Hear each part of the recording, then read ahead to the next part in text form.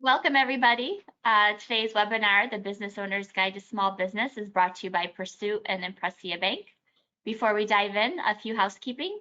Everybody will be on mute, but we encourage you to use the questions feature as well as the chat feature throughout the webinar. We will be taking questions halfway through the presentation and then at the end. And we look forward to addressing any remaining questions directly with you via email or phone afterward. This recording will be made available to you. So upon conclusion, you will receive it via email. My name is Sherry Falk. I'm Managing Vice President of Pursuit. Pursuit, we're a community-focused lender in Pennsylvania, Connecticut, New York, and New Jersey. We're a fit for you when bank financing is not an option. We have the speed and convenience you've come to expect, and the assistance and education to help you strengthen your business operations. I'm joined by Martha Seidenwand with Impressia Bank. Hi, Martha. Hi, Sherry. So yes, I am with Impressia Bank. We are a division of C&B Bank, and we are focused on women when it comes to our personal as well as our business banking services. Our mission is to advance women in business by leveling the gender gap, and we do this by redefining the relationship, the banker-client relationship, with a boutique experience. So what I mean by that is we have all the capabilities of a big bank with the attention and service that only community banks deliver. We provide our services in the states of New York, Pennsylvania, Ohio, and Virginia, and we are expanding. Excellent. What we'll cover today is different types of funding, determining what the right product might be for you, whether it's a short-term or a long-term financing tool. We'll even go over grants. Questions you should be asking any lender, what lenders look for in a strong application, and finally, what documents and information is needed at the time that you apply. So it's my pleasure to introduce my colleague, Crystal Morgan. She's Assistant Vice President here at Pursuit, and Martha, and they're gonna get right into the material today. Take it away. Okay, so I will start us off today talking about the capital continuum. So when you look at this, you'll see that it discusses the different varying differences of businesses and their growth phases. So we're going to start at the very bottom when it comes to a new business. So when you're thinking about starting your business, the sources of capital that often fund that area would be friends or family, be it a gift or a loan, or leveraging crowdfunding, as well as personal savings, credit cards, home equity lines of credit, sweat equity, bootstrapping, angel investors. Now, when it comes to these sources of capital, the characteristics that connect with that would be that there are potential risks when it comes to the relationships tied to each of these different sources, but they're seen as, quote unquote, risk-free capital due to the flexibility of the repayment schedule. So as your business goes into the growth phase, what we're going to really focus today's conversation is actually in this bucket, but what types of financing you could leverage would be alternative institutional lenders. So those would be online and peer-to-peer lenders, factoring companies, merchant cash advance lenders. Now, these entities do often have a higher interest rate associated. There are shorter repayment terms. The requirements are often more flexible, and they're seen to be more faster when it comes to the turnaround times. Now, there could be fees associated with these, and in most cases, they're pretty costly. And then when it comes to a personal guarantee, it really just depends on the lender. Some do require it, some don't. So obviously that's something you want to explore. And these are seen to be more streamlined or lighter on the paperwork side of things. Also, there are alternative community lenders. So these would be loans from such as a micro lender or an SBA lender, a CDFI, credit unions, and other community banks. These will be the areas that we'll talk about today in our webinar. Now, the characteristics of these is they do have low to average interest rates.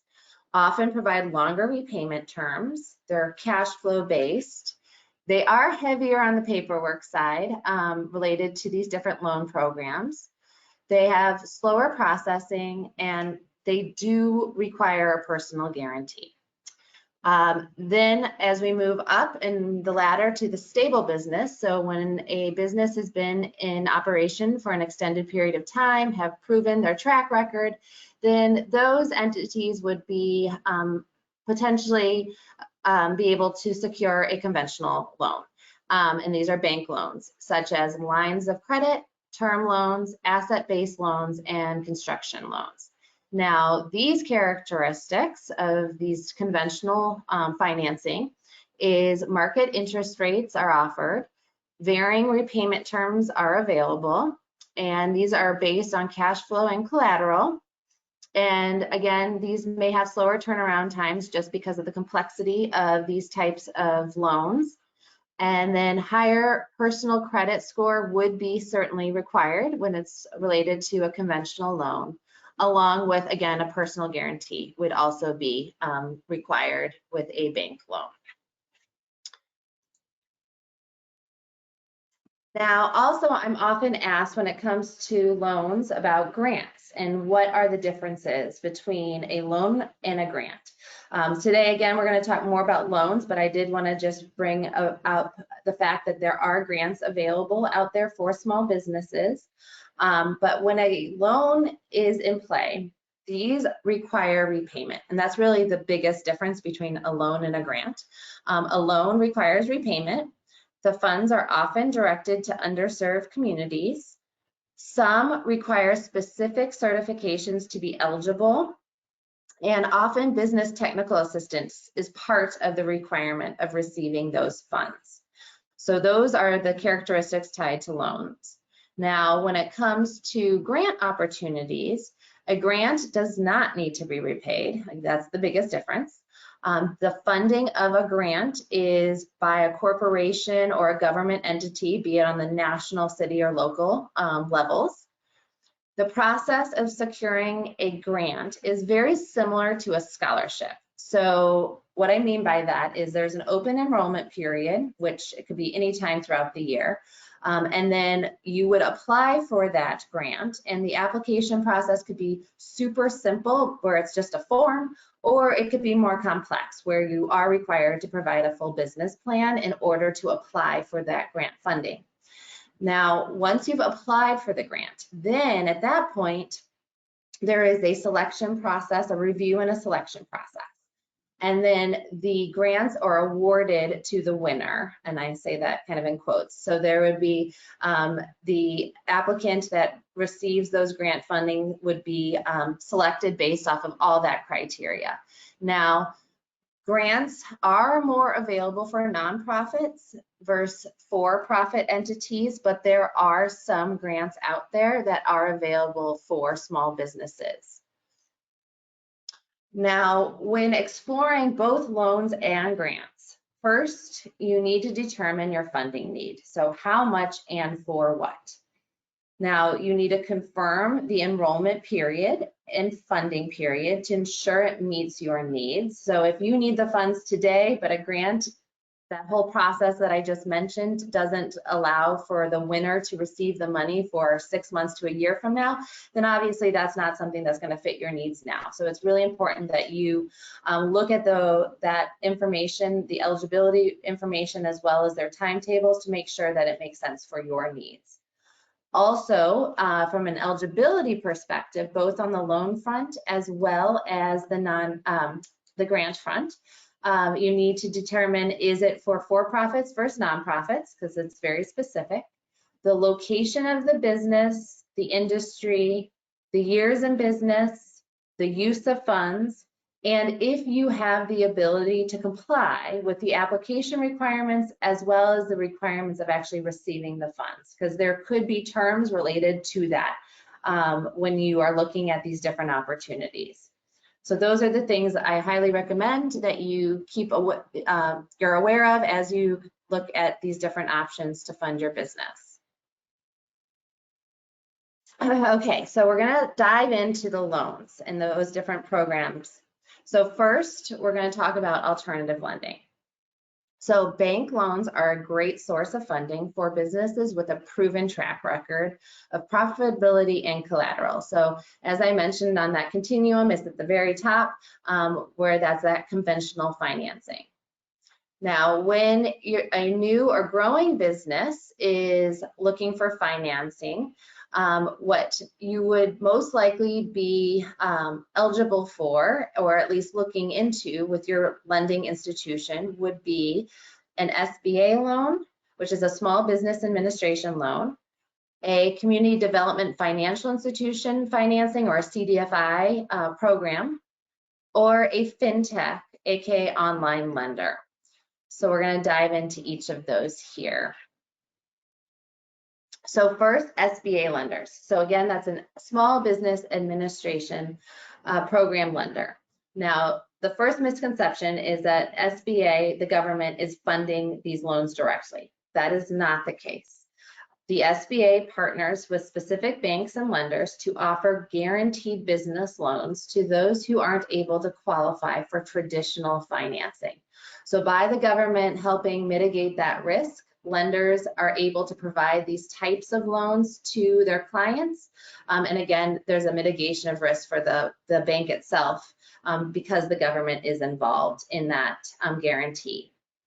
Now, there are SBA loan programs for every phase of small business. So there are programs for startups as well as established businesses.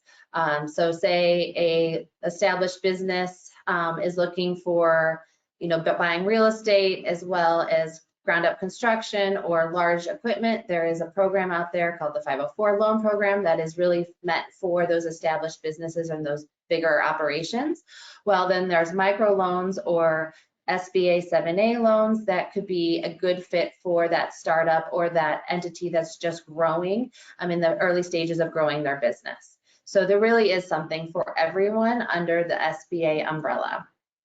One thing I do want to note is that the application process is detailed, and the time from submission of application to funding is a minimum on average of 4 to 6 weeks. So you would work with the lender through that process, and they would be able to guide you on those steps related to securing that SBA loan financing.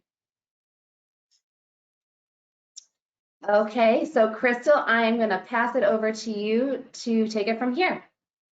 Awesome. Thank you, Martha. And good morning, everyone. So I will be covering, I work at Pursuit. I am covering the community development financial institutions.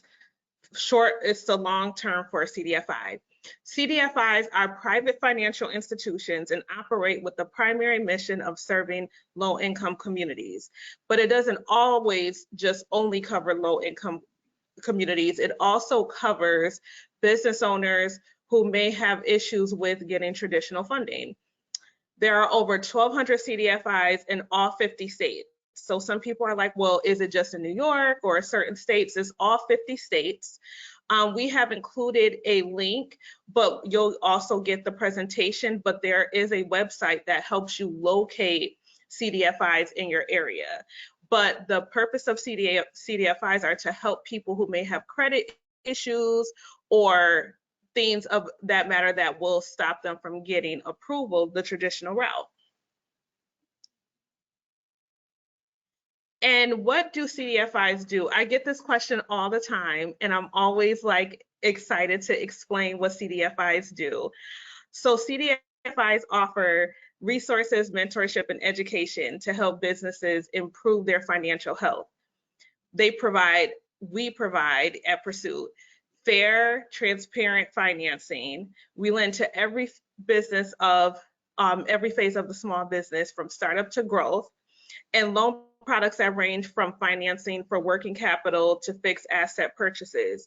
So this kind of goes back into detail to what Martha was saying, where we offer microloans, smart loans, and SBA loans. So CDFIs across the country are able to provide a wide range of loan products, but as well as education. So our basis of education can be webinars, it could be workshops, and as well as other community work across the business ecosystem. So SBA microloans, for business owners who are not aware of what a SBA microloan is, it's a loan for small businesses and startups and generally goes up to $50,000. It's offered by nonprofit SBA partners using a less restrictive lending criteria than traditional lenders. It has a maximum repayment term of 6 years.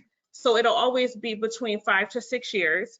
The interest rates are fixed and currently around 9%. So the rate generally changes, as we all know. But the rates are generally, when it comes to special programs, 6.5% up to 11.9%, but that could change at any time. So if you're working with a community lender, everyone is completely transparent about rates, so feel free to ask that question. It can be used for nearly any business need. So definitely when it comes to expansion, growth, acquiring another business, buying equipment, working capital, etc. That is what SBA microloans could be used for. Financing includes access to technical assistance, and we'll get further into what technical assistance is. So Pursuit offers business advisory services. So all CDFIs, as I stated in the prior slide, offer technical assistance. What technical assistance means is education.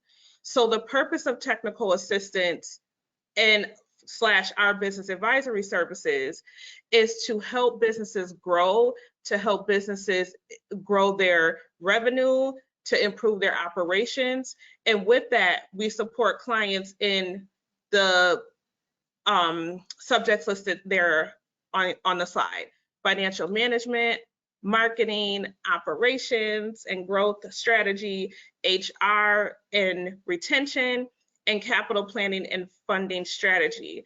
So with business advisory service for Pursuit, we do the technical assistance post-loan, but there are many other CDFIs who do pre-loan technical assistance.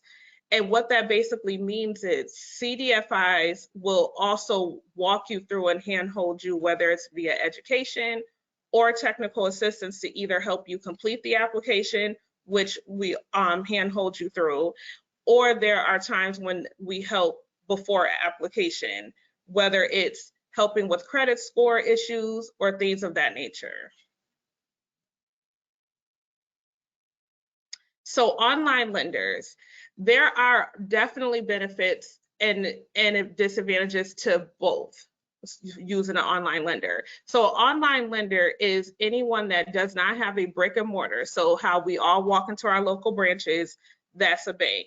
That's your traditional way of getting financing. Online lenders has its benefits.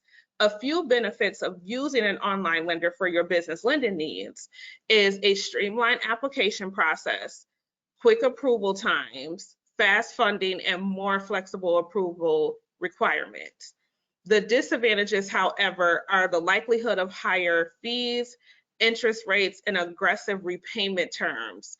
So the one thing you want to be when you're doing an online lender, you're missing that relationship with having a loan officer that's working with you every step of the way. So you have to pay attention to fees and make sure that the fees are not predatory and it's something that is affordable to you, that's not putting your business in worse financial situations. The interest rate needs to be clear, but the interest rate may be a little bit higher when dealing with an online lender. So make sure that you're comparing what you're offered at a bank compared to what you're getting at an online lender.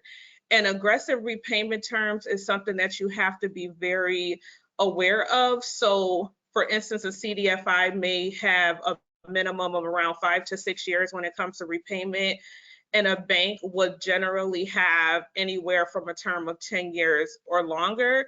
You have to be careful of those who do not offer you enough time to make the repayment, which makes your payments usually unaffordable. So be aware of when you're using an online lender, because you won't have a relationship like you will working with Impressia or Pursuit. Then you'll have to be your own advocate when it comes to using an online lender. So how to recognize a predatory lender.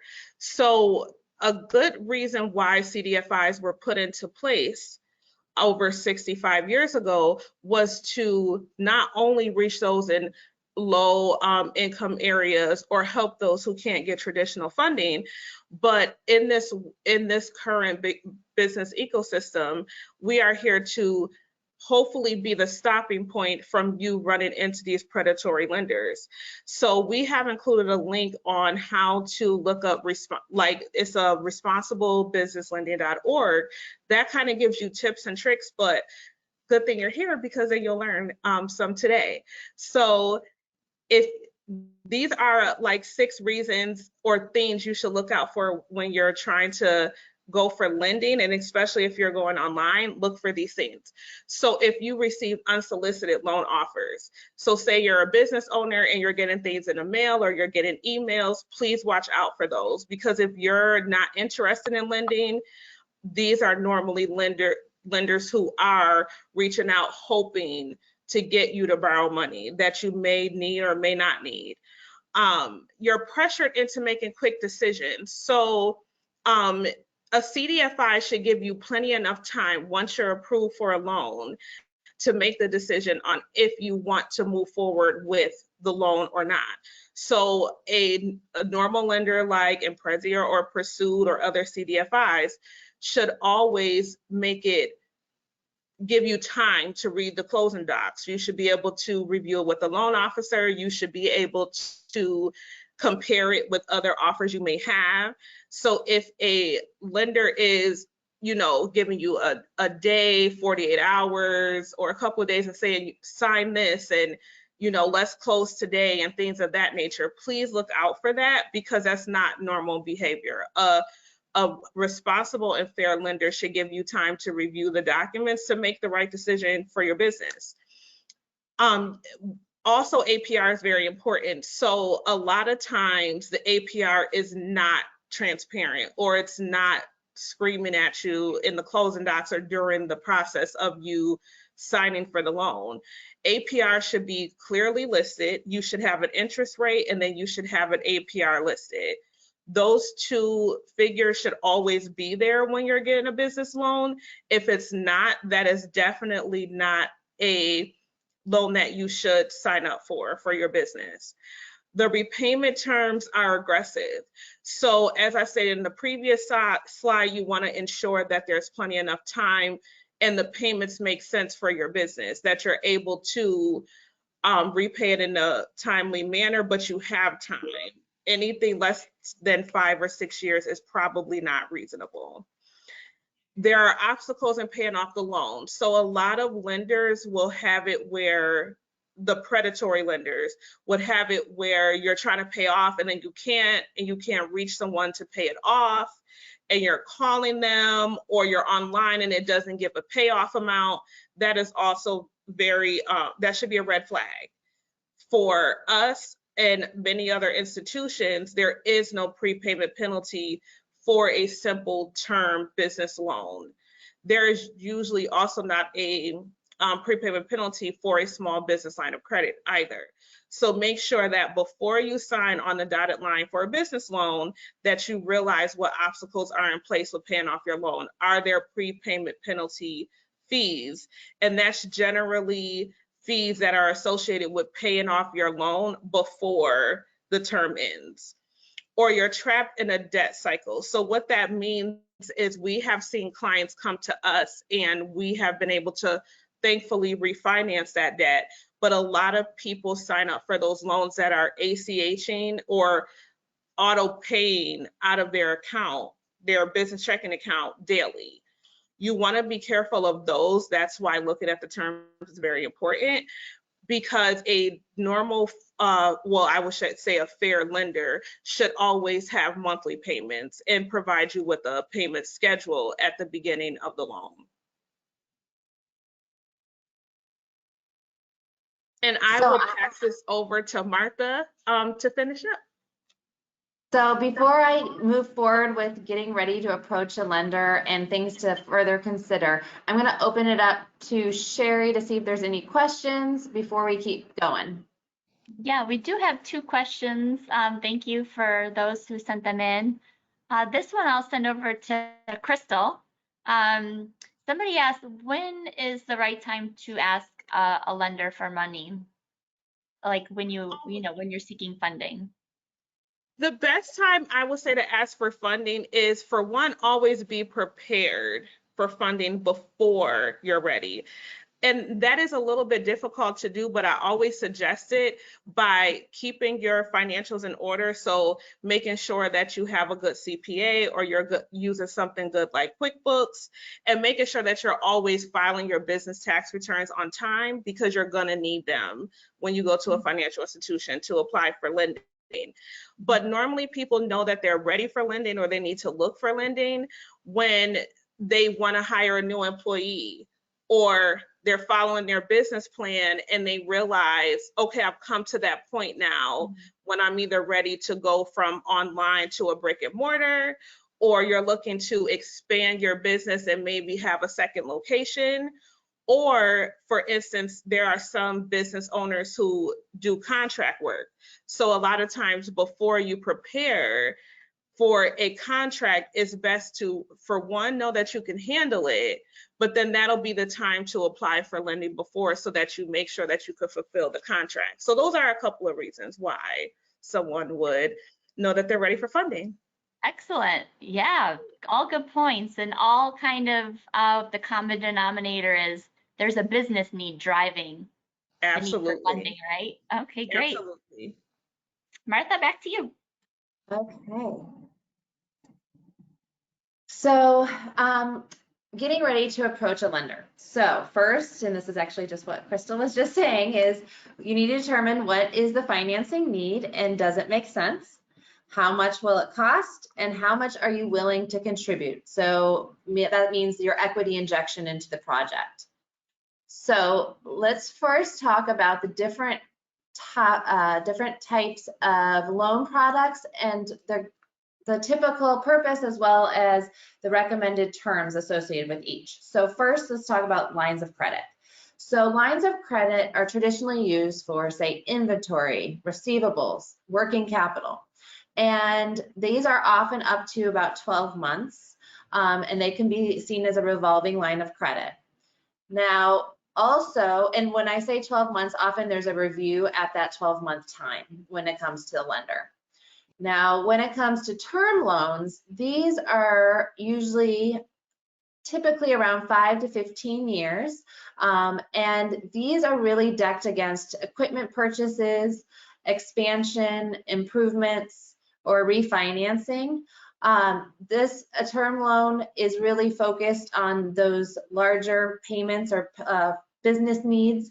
And again, because they are often extended longer term, it allows you more time to pay them off over that term of your loan. Then there is mortgage or 504 loan. So a 504 is an SBA loan that is associated with owner-occupied commercial real estate. And often these two are associated with buying large equipment or buying real estate that would then and also incur ground-up construction or large construction costs associated with it. Now, those can go out as far as 25 to 30 years being a mortgage loan. So those are really the top line buckets. There's a lot of other loan programs out there that are, fit underneath these top line categories. But that is just something for you to keep in mind as you're thinking about what your business need is and then what type of product would actually fit that. When it comes to questions for a lender, so as you're meeting with your lender, you should determine the interest rate, the different fees associated. So there could be an application fee, there could be an origination fee, additional closing fees tied to the financing, as well as what those repayment terms are.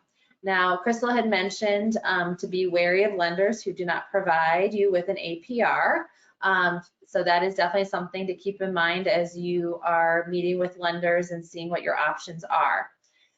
Now, out on the nav.com website, NAV is a great resource for small businesses to leverage. There's a lot of great functionality out there that you can use, as well as some business advisory and articles. There's just a lot of great information out there on nav.com. But they do have something called a business loan calculator.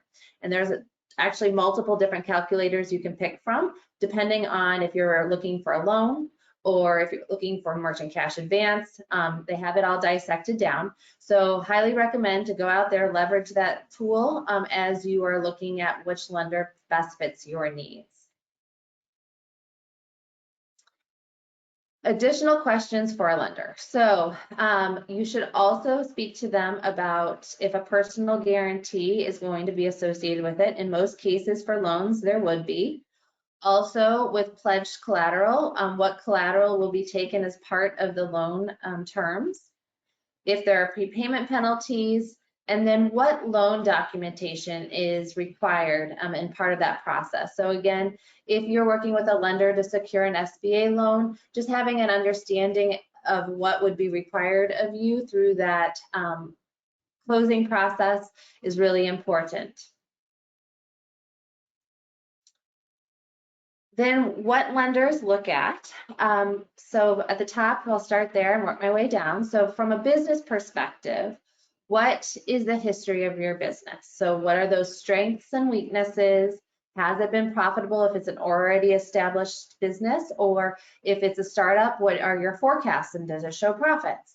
Now, it is really important that you build a business plan, especially if you're a startup. A solid business plan really helps you tell your story of what it is that you're looking for and what you're looking to do with your business. Also, personal credit is also looked at, and knowing what your personal credit score is, as well as if your credit report shows any types of red flags. Now, in most cases, obviously with a startup, there isn't a business credit score associated with your business yet. But if you're a more established business, then a lender may also pull a business credit report as well as your personal. Determining the reasons for borrowing. So again, how much is needed, and does the reason for borrowing make sense? So it's really important that when you're building your business plan that you prioritize your needs and your funding needs to make sure that you are actually securing the funds for the most important things first, and then potentially there would have to be a staggered approach of getting additional financing in the future. So building your business plan and figuring out what your need is really important. And then from a debt coverage ratio, that is also looked at. So after paying all expenses, is there any cash flow left? And the banker or the lender will be looking at that, as well as can your business repay all your current debts, as well as this new debt that you're taking on, as obviously you don't want to be put in a position where you're not able to afford the additional financing. Crystal, I will pass it off to you.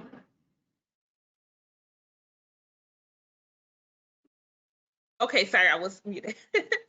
So we will go into key financial statements that are needed and what will be asked from you from a financial institution or a CDFI or a bank. Financial projections are an important part of those who are startup businesses. So as Martha had stated, a business plan will include financial projections. In that regard, business bankers will look over your business plan to look at the financial projections, which will include key assumptions and budget. For more established business owners, we will ask for a profit and loss statement, a cash flow statement, and a balance sheet.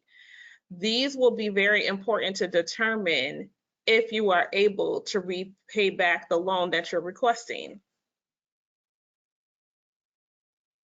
To summarize your capital needs, so this is an example of what a business owner may ask for. So on the left are the uses and on the right is the sources. So we always say in our world, especially at Pursuit, is every dollar has a job. And what we mean by that is always plan out the money that you need. So business plans are not just for startup businesses, but it's great to have a plan in place, even if it's not a formal business plan, making sure that you know exactly what you need.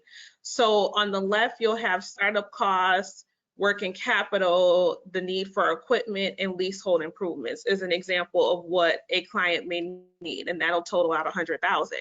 But on the right, we'll show you how we generally get to the finish line, how a business owner will get to funding is contributing, in this case, $20,000 towards the $100,000, taking out a working capital loan for $25,000. So that may be a separate loan, and then a long-term loan for $55,000, and that could have easily been an SBA loan or whatever the case may be. But this kind of gives you an example of what someone needs the funding for and how they may get to the finish line. The owner contribution is important on this slide because it's best to have some money saved, because especially when it comes to startup businesses, CDFIs, SBA, and traditional funding sources would like to see that you have an owner contribution to put towards the funding needs that you have. So personal credit score and history, Martha did touch on this as well. So personal credit score is extremely important when it comes to getting a business loan. So a lot of clients that I meet with are like, well, what does my personal credit score have to do with it? Like, I have a good business credit score, or I already have an Amex credit card, so I've been using my business credit, and that's great. And this is not to discourage the work that you've already done for your business credit. However, your personal credit is very, very important because you are required to be a personal guarantor. And what that means is you are personally guaranteeing that this loan will be paid back. So red flags that any financial institution or CDFI will look for are tax liens. So tax liens can be avoided, believe it or not. So if you at all owe the IRS, it is always, always recommended that you at least get on a payment plan. And that payment plan at least gives you some type of light at the end of the tunnel. And it also lets banks and CDFIs know that you plan to pay this debt back and what the payments are. And then you'll come to that agreement with the IRS. But a lien is a red flag because that means you have ignored the fact that you have this outstanding tax debt. And it is best to make sure that you have a payment plan in place, because CDFIs are able to work around and hear your story and see if with your payment plan plus your other business debt, if we're able to come to a yes for your loan application at that time. Payment delinquencies are also a red flag. So that is very important to pay attention to. So I always suggest for business owners to always check their credit monthly. I say that because there's holidays and different things that happen in a month. So a lot of times you're paying payments on your accounts and not really paying attention much to anything else. But what if you missed a payment? And then what I've seen happen in my 15 years of being in the banking industry before working for a CDFI, were clients who were making payments and didn't realize they missed a payment. So every payment was late. So it just continuously was delinquent.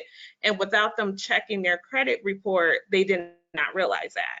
So I always say check that all the time. Also check your credit report for things that should not be on your credit report as well. It's very important that you establish what is on there, because you don't want to say sit with Impressia or go to Pursuit or another CDFI, and then we're telling you what's on your report. So we decline the loan and we let you know at the time we cannot provide you the loan, but we'll work on improving your credit to get you to yes. But then you didn't realize that something was on there that may not belong to you, and that's when you do a dispute. So always refer back to your credit bureau whenever you see an issue with your credit report. Defaults and foreclosure, is also something that is a red flag for us. if you defaulted or foreclosed on a property or any type of agreement that you had with a creditor, the issue with that is we worry that you're unable to repay us, or whenever you go through another emergency, would you then stop paying your bill or walk away from the agreement altogether? So it's very important that if you have defaults and foreclosures on your credit report, that you also have changed behavior. So over the last year or two, if not longer, you have paid things on time or paid loans and things off. And it's also important that you look for these as well, because that could possibly lead to a lender telling you that at this time they're unable to give you the loan. And open judgments are also a red flag for lenders as well. But on the right is the FICO score. So that'll tell you what's in the green and what is in the red. So generally, all lenders across the business ecosystem use this as a gauge to kind of see what is a good score and what is not a great score. So with a CDFI, although we have more of a flexible underwriting requirements and ways that we get to yes for your application, your score is extremely important. So understanding debt service coverage. So Martha touched on this for just briefly, but how we determine if you can be approved for a loan is the debt service coverage that you have for your business. So on the left is calculating cash flow, and then on the right is calculating debt service. So how this is normally determined is we do profit before taxes, and that's not sales or revenue, but it's revenue minus expenses. Then we'll do add backs like depreciation and amortization if that applies to your business. I would say that every business is different. So if you have any questions offline, feel free to reach out to us for us to explain for your situation specifically, but that's how we come to it. And then we add back in interest payments, and that's how we get to your total cash flow. So a lot of times I always suggest that businesses have a good CPA that they could reference to, but also keeping an eye on your books is very, very important, so you further understand what all of this means and how you could determine your cash flow. So when you're going for lending, you have an educated understanding of what is coming in and going out of your business. But then what we'll do is to calculate the debt service is we'll do total monthly payments on existing debt times 12, and then we'll do total monthly payments on new debt times 12. So what that is doing is we're taking the total amount of debt that you have times each month to see what is coming out of your business. And then we'll add in what the new loan will look like for you. So for the amount that you're wanting to borrow and then taking that over a year's time is how we're determining to see what you have coming in as cash flow, what you'll have going out as debt, to see if it's affordable. And because our mission is business growth, we would never want to put you in a position that will put your business in financial turmoil. So we're here to help, but we're here to guide as well. So this is a further explanation of debt service coverage ratio. So how much cash flow does the company have left over to pay its debt obligations? Just like the last slide, I went into it here, but this breaks down how we really get to that DSCR. So it's total cash flow divided by debt service. So it was that number that we came to for cash flow divided by the total debt service. And these are just examples here. So this is an example of a client. It was $20,844 was the total cash flow. The total debt service was $18,000. And then once you divide those out, we got 1.15, but we, of course, 5.8 or something, but it came out to 1.16. So what this DSCR is, most financial institutions, traditional banks and things of that nature, will require a DSCR of 1.25. So we at Pursuit like to see 1-to-1 at minimum. What that means is we are able to be a little bit more flexible with how high that number needs to be. But a lot of people, when you ask, am I ready for lending?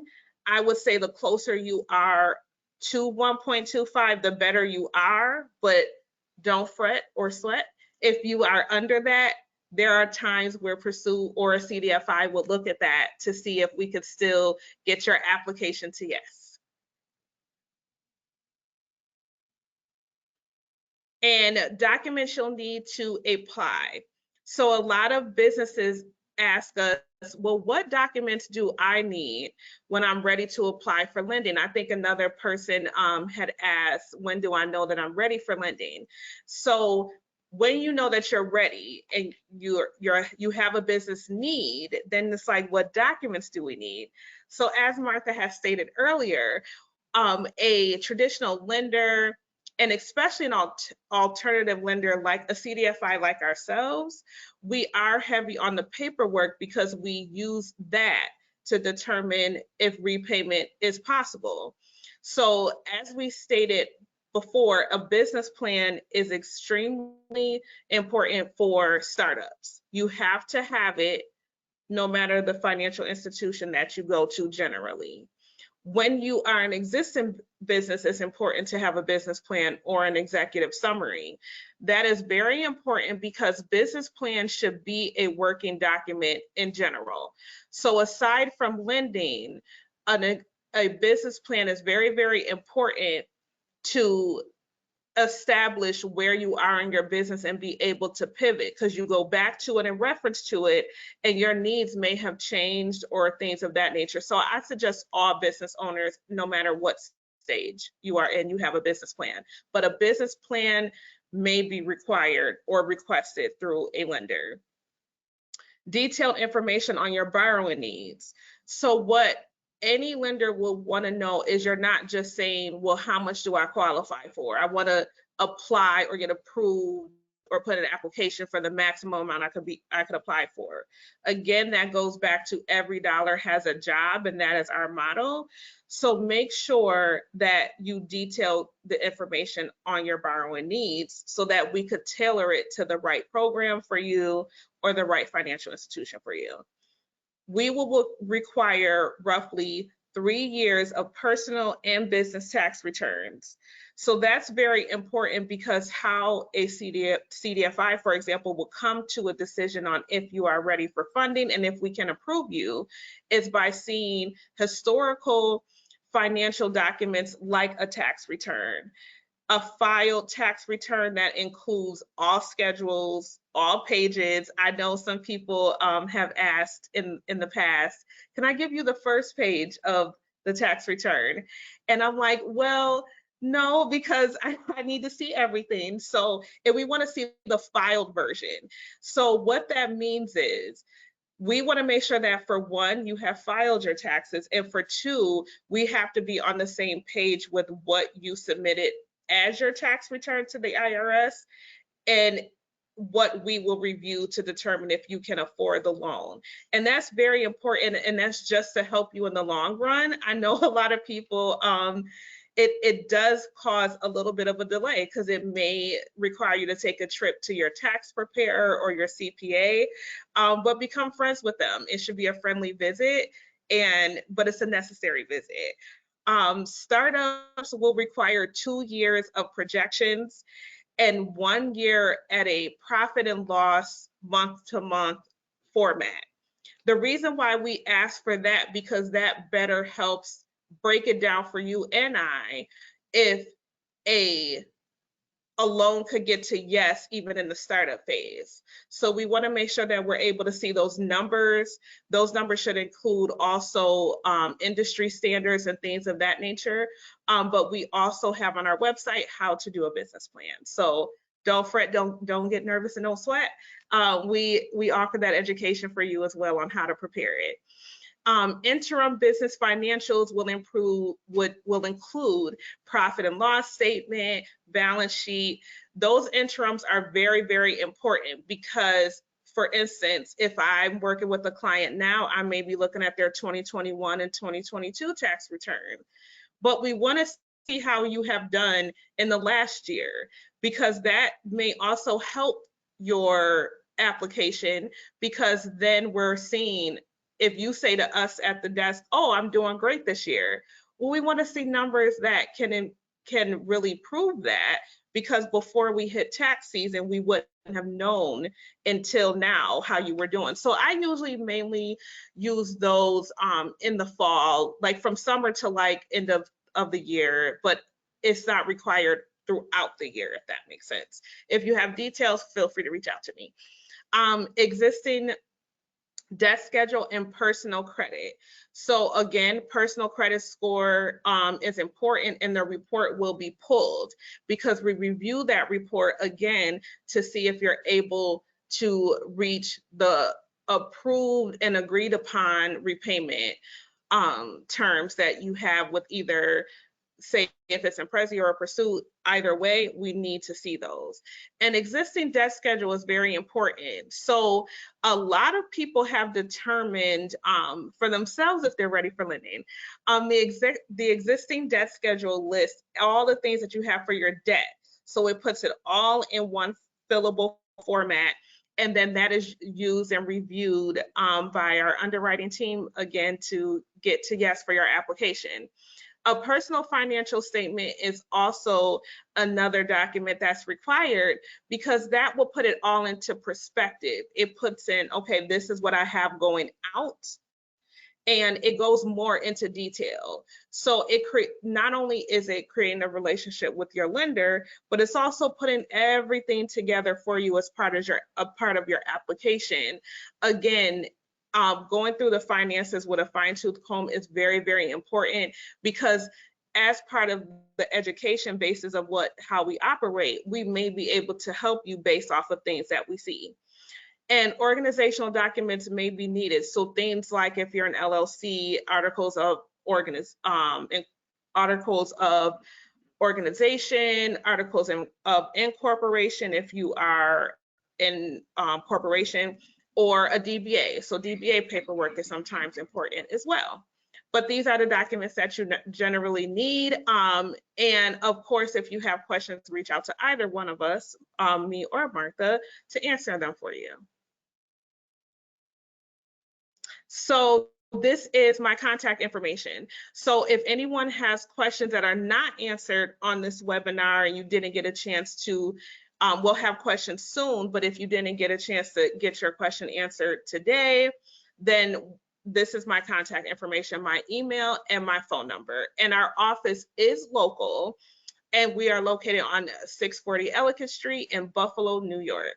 But we do have locations, as Sherry has stated, in New York, New Jersey, Pennsylvania, and Connecticut. And then for me, if I'm always available for further conversations and specifics related to your financing needs. So here at Impressia Bank, if you go on our website, we do have an area called Making Connections. And what you'll find is there is national and local resources and links to each of those from a business advisory perspective, as well as from a loan program and grant perspective for all New York, Pennsylvania, and Ohio.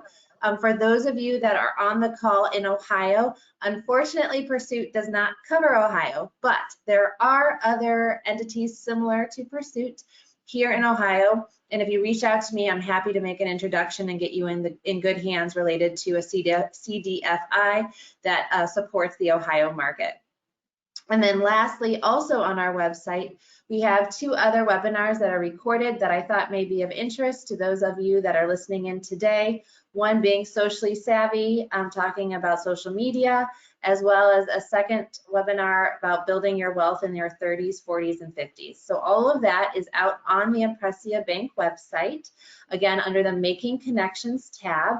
And if you have any questions or want to talk about some needs that you may have, please reach out to me directly with my email and my phone number there, and I'd be happy to have further discussion. So with that, I think we'll open it up and back to Sherry for questions, because we may have a minute or two left. I'm not sure. Yes, we had great interaction. Thank you everyone for sending in questions. There were a lot of very specific ones, so I let those individuals know. We'll reach out to them directly. But we do have one general one. I'll kick off to Crystal, and then Martha, if you could answer it as well. We had someone curious to learn what fees they could expect. So we did go over some fees as it relates and what might go into an APR. But generally speaking, what fees, what does CDFI have, and what fees would a bank like Impressia have? So Crystal. Sure, I'll go first. So during the application process, there is no application fee for putting in an application in with Pursuit. Also, any closing costs are taken out of the top when it comes to, say you apply for 15,000, we're about a 2% funding fee. So that comes off the top of the proceeds. So there is no out-of-pocket fee there, but there are closing costs that come off of the funded amount. And when it comes to other fees, though there are no other fees besides the interest rate, and then we calculate the APR for you. But other than that, there are no fees. So I'll just piggyback off of what Crystal said. So it's really dependent on what type of financing you're looking when it comes to working with a bank. So whoever asked that, if you'd like to reach out directly to me, I'm happy to talk through what it is that you're looking at, a line of credit or a term loan, and we can drill it down more. But there could be, if it's a conventional loan, there would potentially be an application fee as well as an origination fee. If it's an SBA financing, then you wouldn't have either of those, but you would have a packaging fee associated with the loan. So again, it's really just dependent on the type of financing you're looking to secure and what those fees would be associated with that.